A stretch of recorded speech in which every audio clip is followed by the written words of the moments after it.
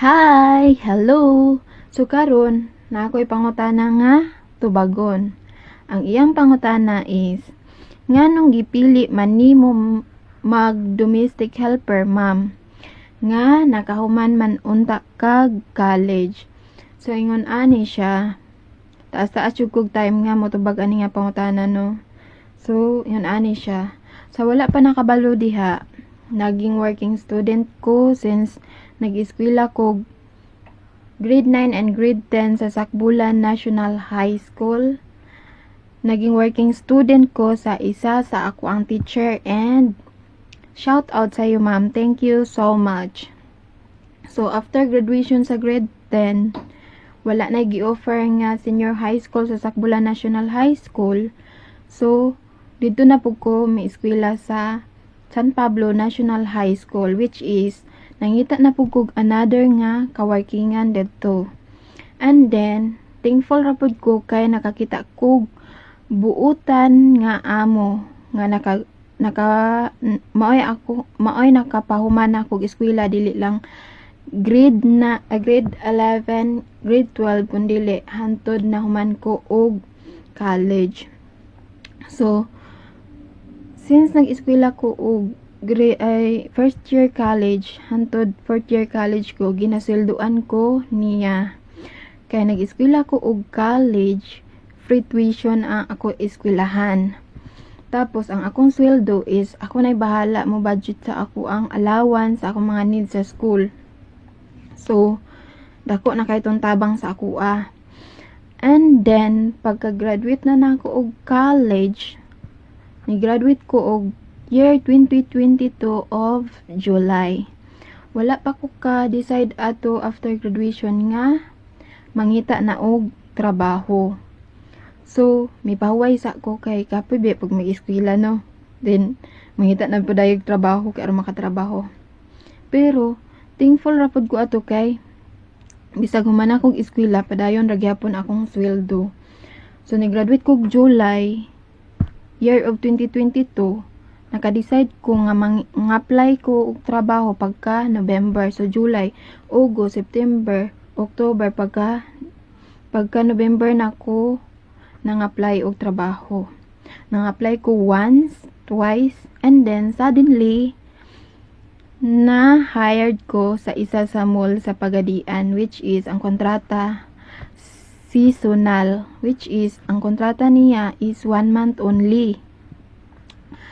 And then nahuman to na ako akong kontrata nga 1 month sa isa sa mall sa Pagadian.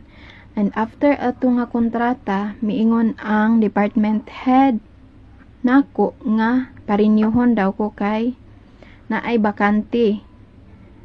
Pero I refuse kay dili siya lalim. Di siya lalim nga trabaho no. Kapoy kayog tindog, tapos grabing pamaol, bisang 1 month ra ko ato. And then ang sweldo is below minimum. Mao nay nakasad.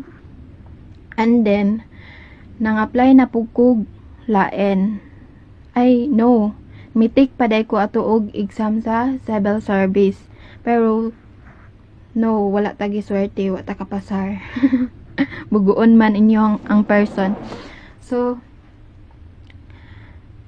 naa na po ko'y gi-applyan. Nang-apply na po ko, pero layo-layo siya no. Layo-layo siya sa Pagadian City. So nag-send na siya og email kay for interview na daw ko, pero daghan kay tong negative sa akong nahuna. What if then nagdako kay ko gasto nya, wa ko na dili ko madawat. So wala to na ako gipadayon akong pag-apply didto. And then ana po ko'y gi-applyan. But suddenly wala gyapon ta kapasar kay naa siya height requirements, and then akong height is dili kapasar. Di na lang nako banggiton no kung unsa akong gi-applyan, basta naa siya height requirement. And then daghan kay ko gipang search nga mga job opportunities, nga mga hiring, pero sad to say nga wala gyapon tagipalad kay daghan ka, grabe ka standard ang qualification, tapos ako fresh graduate, wala pa mga experience.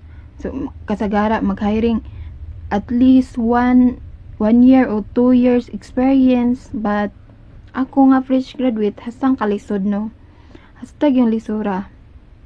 So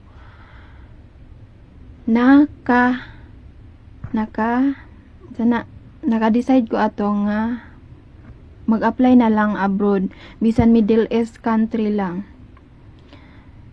Then before pa day ato, naay nag-alok sa ako nga mag-apply daw ko sa province, pero iyan akong giingnandaan nga ang sweldo maura na, and then magdili-dili pa.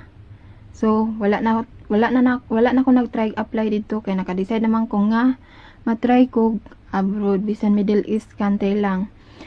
And then one time ako ang gi-share sa akong amo, which is anak ko nga, nako'y plano ba mag-apply bisan Middle East country lang.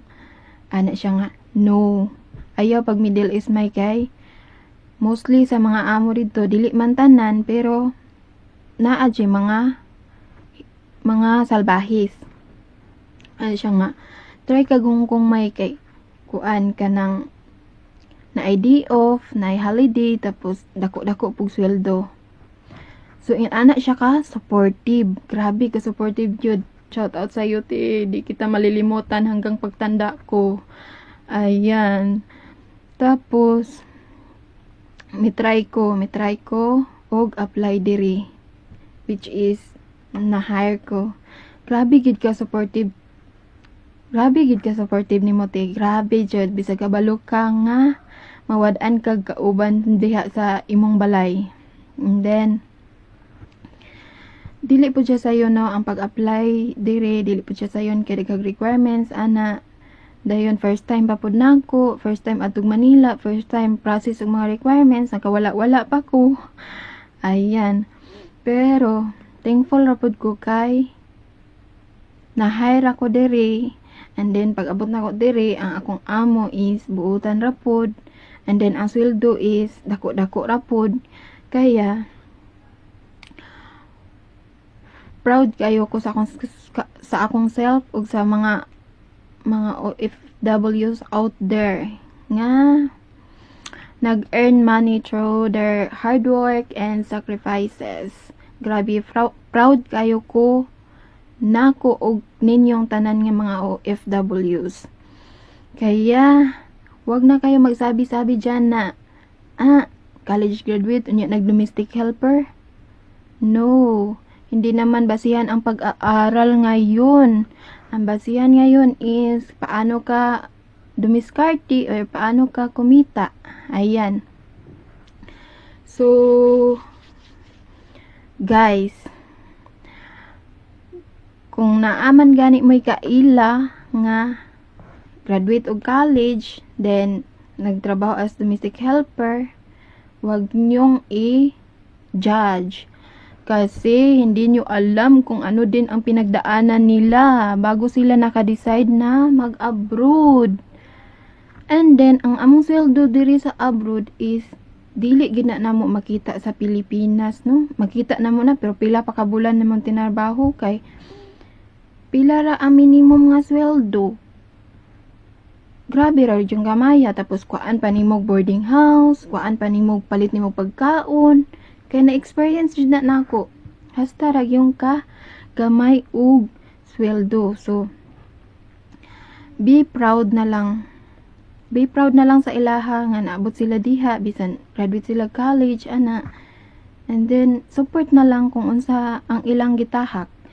And then thankful ra pud ko kay sa karon naka-tigom-tigom na ko ginagmay. And then sa mga OFWs diha, dili na to kalimtan mag-ipon, magtigom para sa ato ang mga plano sa kinabuhi. Yes, mag-ipon. Kay ako, bisan sa akong kuan ron nga dako-dako man jud og sweldo diri. Dako-dako jud. Pero naglimit lang kog padala sa akong pamilya kay nagtigom pug ko para sa akong kagalingon ug para sa future. Ayan lang guys. Thank you for watching. Please like, comment, and share. Bye!